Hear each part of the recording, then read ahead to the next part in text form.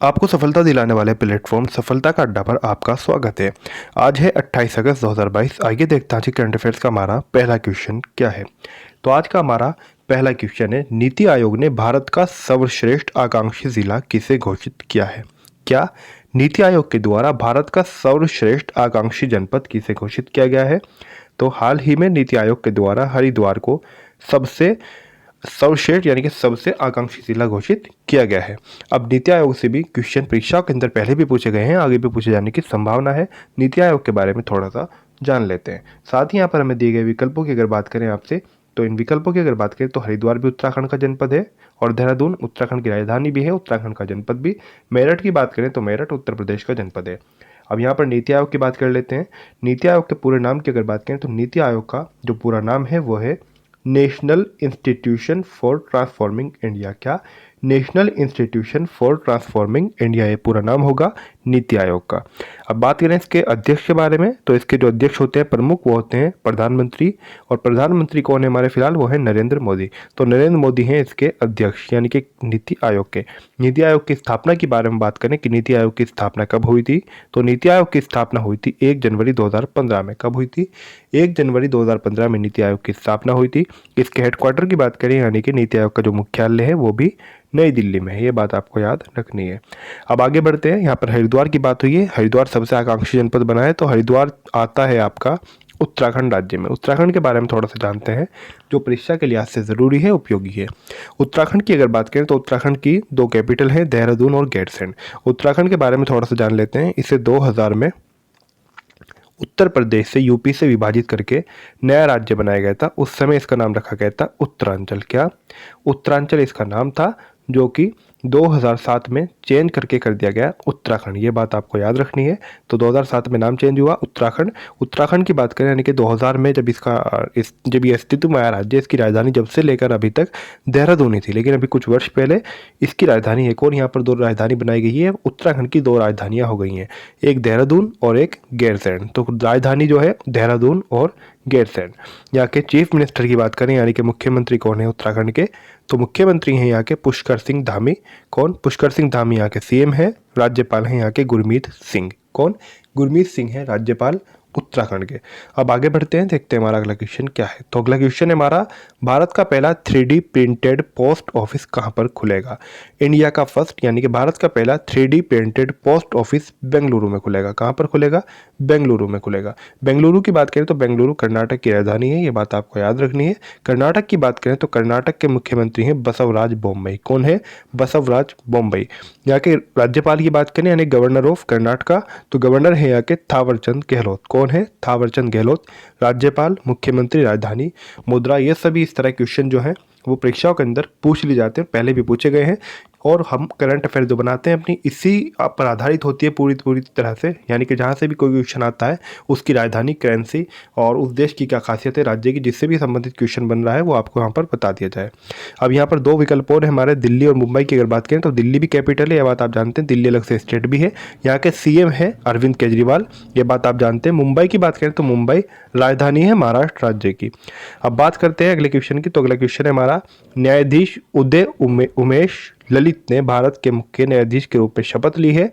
ये कौन से वे मुख्य न्यायाधीश बन गए हैं, यानी कि यहाँ पर बात हो रही है सीजेआई की। अब ये सीजेआई क्या होता है, सीजेआई का पूरा नाम होता है चीफ जस्टिस ऑफ इंडिया, यानी कि इसकी जो फुल फॉर्म होगी वो होगी चीफ जस्टिस ऑफ इंडिया, यानी कि मुख्य न्यायाधीश, भारत के मुख्य न्यायाधीश। तो हाल ही में शपथ ली है उदय उमेश ललित ने। तो कहीं कहीं पर आपको इनका नाम ये भी लिखा हुआ मिलेगा यूयू ललित। तो आपको यूयू ललित लिखा हुआ हो या फिर उदय उमेश ललित लिखा हुआ हो, तो इसके अंदर आपको विचलित नहीं होना है, या तो आपको यूयू ललित मिलेगा या फिर उदय उमेश ललित मिलेगा। तो यही इनका पूरा नाम है यूयू, इसी के शॉर्ट फॉर्म है उदय उमेश की। तो भारत के मुख्य न्यायाधीश के रूप में शपथ ली है यूयू ललित ने। तो ये भारत के कौन से वे मुख्य न्यायाधीश बन गए हैं, ये भारत के 49वें मुख्य न्यायाधीश बन गए हैं। कौन, 49वें। अब बात करते हैं अगले क्वेश्चन की। तो अगला क्वेश्चन है हमारा, डीआरडीओ ने कहां पर Pinaka X standard range rocket का सफल परीक्षण क्या है? तो डीआरडीओ ने, यहाँ पर बात डीआरडीओ की हो रही है, डीआरडीओ ने कहाँ पर पिनाका एक स्टैंडर्ड रेंज रॉकेट का सफल परीक्षण किया है? तो ये सफल परीक्षण क्या है? पोखरण में। कहाँ पर क्या है? पोखरण में क्या है? पोखरण कहाँ पर है? पोखरण राजस्थान के अंदर है। यहाँ पर अगर डीआरडीओ की बात करें तो डीआरडीओ का पूरा नाम होगा defence research and development organisation. क्या? Defence research and development organisation, ये पूरा नाम होगा डीआरडीओ का। साथ ही इसकी स्थापना के बारे में बात करें कि डीआरडीओ की स्थापना कब हुई थी, तो 1958 में डीआरडीओ की स्थापना हुई थी। कब? डीआरडीओ की स्थापना 1958 में हुई थी। आपसे परीक्षा के अंदर भी पूछा जा सकता है डीआरडीओ का पूरा नाम क्या है, डीआरडीओ का मुख्यालय कहाँ पर है, डीआरडीओ की स्थापना कब हुई थी, डीआरडीओ यानी कि अस्तित्व में कब आया।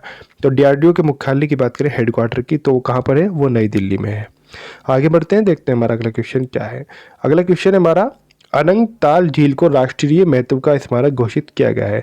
तो अनंगताल झील जो है इसको राष्ट्रीय महत्व का स्मारक घोषित किया गया है। यह कहाँ पर स्थित है? क्या? अनंगताल झील। तो आपको याद रखना है ये दक्षिणी दिल्ली में है। कहाँ पर? अनंगताल झील, जिसको राष्ट्रीय महत्व का स्मारक घोषित कर दिया गया है, ये दक्षिणी दिल्ली में स्थित है।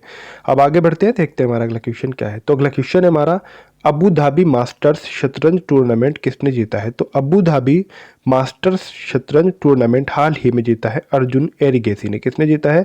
अर्जुन एरिगेसी के द्वारा अबू धाबी मास्टर्स शतरंज टूर्नामेंट जीता गया है।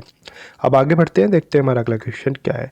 तो अगला क्वेश्चन है हमारा, देश का पहला स्वदेश निर्मित विमान वाहक पोत आईएनएस विक्रांत 2 सितंबर 2022 को कहाँ पर भारतीय नौसेना में शामिल किया जाएगा? क्या? भारतीय नौसेना में, यानी कि इसको कहाँ पर शामिल किया जाएगा 2 सितंबर 2022 को? ये भारत का पहला स्वदेश निर्मित विमान वाहक पोत है आईएनएस विक्रांत। तो इसकी अगर बात करें, ये केरल में, कहाँ पर? इसको केरल में भारतीय नौसेना में शामिल किया जाएगा। यहाँ पर केरल की बात आई है तो केरल के बारे में थोड़ा सा जानते हैं। केरल की कैपिटल की बात करें, यानी केरल की राजधानी क्या है, तो तिरुवनंतपुरम केरल की कैपिटल है, यानी कि कैपिटल ऑफ केरला है तिरुवनंतपुरम। यहाँ के सीएम की बात करें तो पिनराई विजयन यहाँ के मुख्यमंत्री हैं केरल के। राज्यपाल की बात करें तो राज्यपाल हैं यहाँ के आरिफ मोहम्मद खान। कौन? आरिफ मोहम्मद खान। यहाँ पर हमें 2 विकल्प और दिए गए हैं, उत्तर प्रदेश और पंजाब। इनके बारे में थोड़ा सा जान लेते हैं जो भी परीक्षा के लिहाज से उपयोगी है। उत्तर प्रदेश राज्य की अगर बात करें तो उत्तर प्रदेश जो है यहाँ की राजधानी है, कैपिटल है लखनऊ।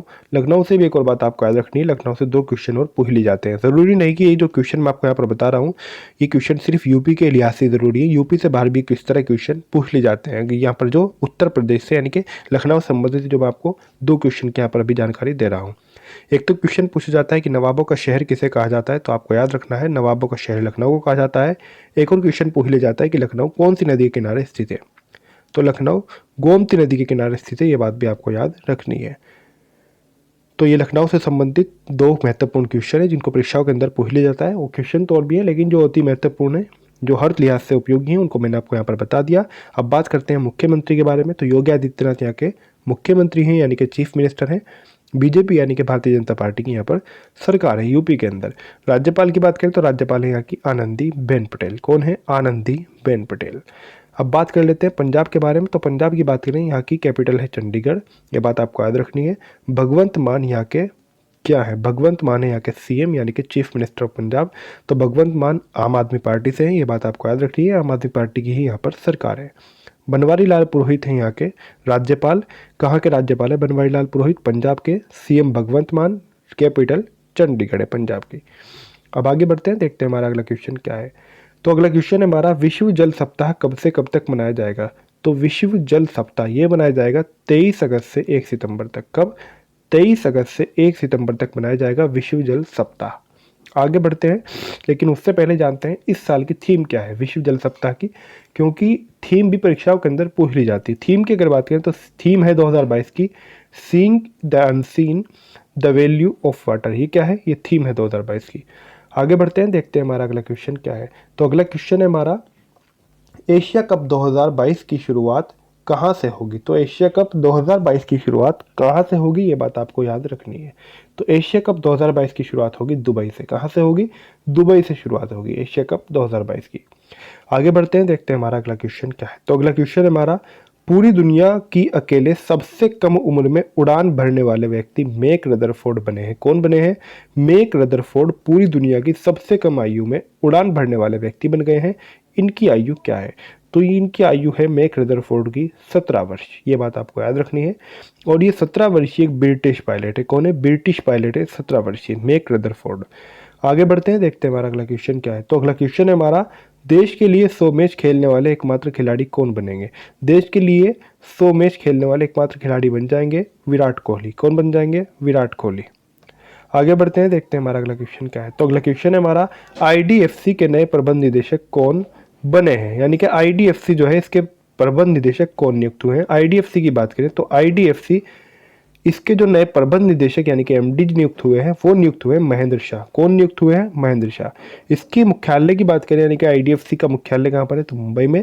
इसकी स्थापना की बात करें तो इसकी स्थापना अक्टूबर 2015 में हुई थी। कब हुई थी? अक्टूबर 2015 में आईडीएफसी की स्थापना हुई थी और इसका मुख्यालय मुंबई में है। ये बात आपको याद रखनी है। अब आज की जो हमारी करंट अफेयर्स है वहीं पर पूरी होती है। इसकी हमारी करंट अफेयर्स का लास्ट क्वेश्चन था। अगर आपने अभी तक हमारे चैनल सफलता का अड्डा को सब्सक्राइब नहीं किया है तो सब्सक्राइब जरूर कर लें। क्लास अच्छी है तो क्लास को लाइक करें। अपने फ्रेंड के साथ में जो भी तैयारी कर रहे हैं उनके साथ में शेयर जरूर करें। कमेंट करके ज़रूर बताएं आपको क्लास कैसी लगी है। एक बार कमेंट ज़रूर कर दें।